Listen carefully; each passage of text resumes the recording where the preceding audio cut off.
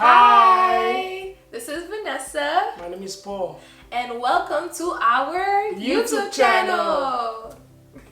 So today we're going to discuss something that is super important and I know everyone wants to know about it. Especially Christians. Yes, not only Christians. I would everybody. say everyone. It's on movies, it's in movies. In popular movies. Very popular movies and also books. People sell a whole lot about them and they trying to take your money. So we trying to make you save some money, okay? But this is especially for Christians. Exactly. And if you are an unbeliever, welcome to this channel as well because we accept you, okay? Come in and experience. Hey, we don't discriminate over here. Okay, so come and you get to learn more about these things. And I think this is beneficial for everyone. Really, because there's a lot of marketers out there that's trying to basically make money out of you because you believe in this idea of the one. Of the one. The belief that there's one person out there for you. And if you don't find that person, somehow your life is not going to be as fulfilling as everybody else. But as I know, as she knows, this is not found in scriptures. Nope, and it is a complete myth. Okay, so we're gonna get down to the juicy part about the history of this idea of soulmate. We'll say the soulmate first, and then we will trickle down with the one because mostly Christians believe in finding the one. Whereas everybody believes in, mostly everyone believes in the idea of soulmate. Even though it's the same thing. Yeah. It's the same thing. It's just the one is more like they're using biblical verses and soulmate is like, you know, everybody uses it. Everybody uses it, exactly. Yeah. Okay, so the history of the one. Soulmate. Would you like to start? Yeah. So the history, we did the most important thing is to do our research, and you can also do the research too if you don't really see what we are talking about. And so basically the idea of the soulmate came from, say the word again because it's so hard for me to see the name. Aristophanes. Aristophanes? That's his name. We're Haitian, so if we say it wrong, forgive us, okay? So Aristophanes, something like that. So basically, he was Plato's friend, and Plato, as he was writing down his, philosophies or whatnot, he wrote the theory of soulmate, basically what Aristophanes came up with about the idea of soulmate. So basically, it's a very, for me, it's a very weird story. So it's a being, basically in the beginning, people weren't just individuals, they were one being, okay? Stuck together, like a twin. Exactly, stuck together. Not even like a twin, their whole body was stuck together. You know how twins sometimes have some defects, they were just, but their whole body was stuck together. So basically, it was like this. So, babe, maybe we could turn around. So it was like this, right? Yeah. So imagine there's no space, and my head is like here, and then Paul's head is over here. And so basically the being has four arms. Babe, reach up your arms. 4 arms and then 4 legs. Okay?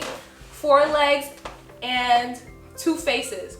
So the beings, so basically he said that, Aristophanes said that there wasn't only just male and female. There was a third gender? There was a third gender, exactly. So there was a very weird and complicated theory. Mythology. Yeah, so basically, so we're just gonna focus on the being that had male and female. So the being that had male and female, they were causing, so the beings kept on causing a lot of chaos, and Zeus was super angry. You know, Zeus is from Greek mythology. Basically, he's like the top god. So Zeus was frustrated, and he's trying to find a solution for those beings who's causing chaos. So he said, what can I do to cause the beings to become weaker, but at the same time letting them exist? So he basically split, the two things together. So Paul, move away, okay? So you could come back. So basically, they were split together, and those beings became weaker. So they would spend their whole life trying to find their other half. If they didn't find the other half, they basically, miserable. They were miserable, and they feel like something was missing in their exactly. life. Exactly. Now we know the history of it. Now we know some Christian bring it to the church, and they have this idea in their mind that there's one person out there. But is it biblical? Does the word soulmate find in the Bible? Or the one is found in the Bible? One thing I could tell you, it's not found. The word soulmate is not found. For example, in 1 Corinthians chapter 7, Paul give a vivid, a description how Christians should go about finding a person to marry. Especially in a Christian, he gives some advice to Christians that are not married. But let's focus to Christians that are married. Okay, let's say there was the idea of the one. In 1 Corinthians chapter 7, verse 39. Let's read it together. Yep, let's read it. Verse 39, right? If the idea of soulmate did exist, that you have to marry that one person was made specifically for you. Like 1 Corinthians chapter 7, verse 39, right? This is what the Apostle Paul says. He said, verse 39, a wife is bound to her husband as long as he lives. But if her husband die, she is free to marry whomever she wishes. This is what Paul says. If a husband and a wife, they are bound together as long as he lives. But if I die, my wife is free to marry whoever she wishes. So if the idea of the one exists and God was behind that, why would he, allow Christian or let's say a husband die for them to remarry? Isn't the whole concept of the one is for you two guys to live together and eventually die? And to back up to what you said too, so it kind of messed up the system, right? Yeah. If the idea of the one really exists, then it messed up the system. If God forbid, please don't die. So if I try not to. if God forbid Paul's died and I remarry, I could remarry whoever I want. So does that mean God has more than one person for me? Or should I stay by myself because of the fact that my one person died? Do you understand how or even if, let's say for instance, I don't listen to God, right?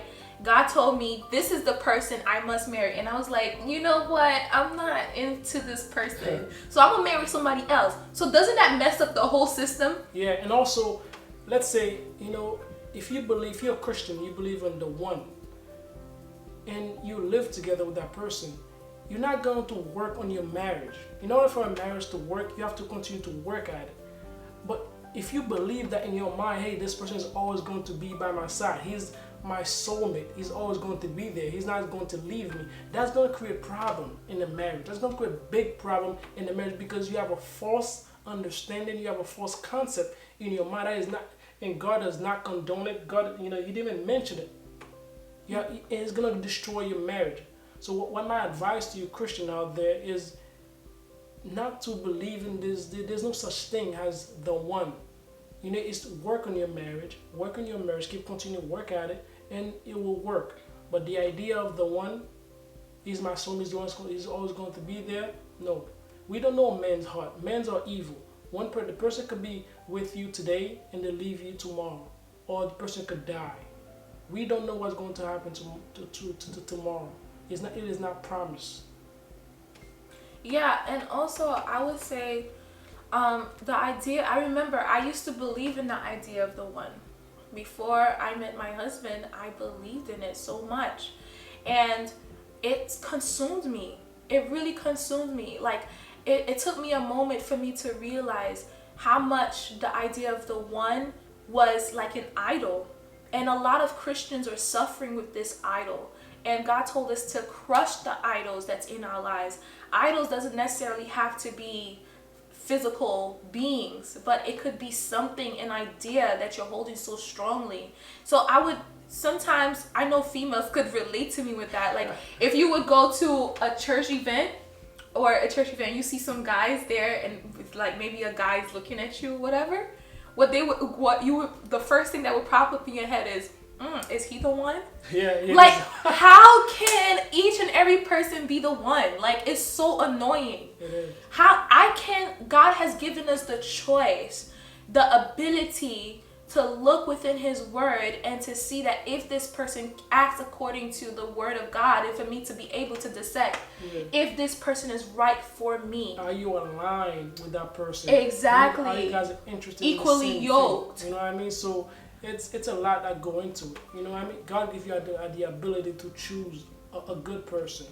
He knows what's good for you. I'm not saying for you not to, of course, to always pray for God to send you somebody. And God's guidance. And God's guidance, you need that in your life. Everybody needs that in your life. Exactly. So when you just don't go about it with the idea as the one, this is my soulmate, because it could destroy a marriage. And this idea could make you speculate and make you think that someone who's not supposed to be in your life, you're going to stay with that person for so long because you're thinking, oh, I need a sign. And sometimes signs could be so tricky. You could be thinking of something and you go to sleep and you dream exactly what you think of. And basically you're like, oh, this is God. Yeah. And then afterwards, you spent years and years investing in that person. And it turns out that person was not for you at all. So you spent 5 years talking to one person or 5 years in a relationship that was not even for you. Yeah. When the Bible is actually my husband taught me this when we were talking. He taught me something that I take forever. And he said, Vanessa, one of the greatest ways that God speaks to man is through his word. And I was like, man, that is gold. That's how God speaks to man. That's how he speaks to man. This Bible is so reliable. And some people, and some Christians, some Christians be like, God never talked to me. I'd be like this. Grab it. Have you read? Hey, babe, this video is too long. We gotta go. Okay. One scripture that I want to leave you guys is Proverbs 18 verse 22. He says, he that find a good wife, find a good thing. I find me a good wife. Aw, thank you, babe. Hey, babe, this video too long. Let's go. Subscribe if you enjoy our content. And God bless you. Stay blessed. Baby, you don't have to rush it. You're gonna cry.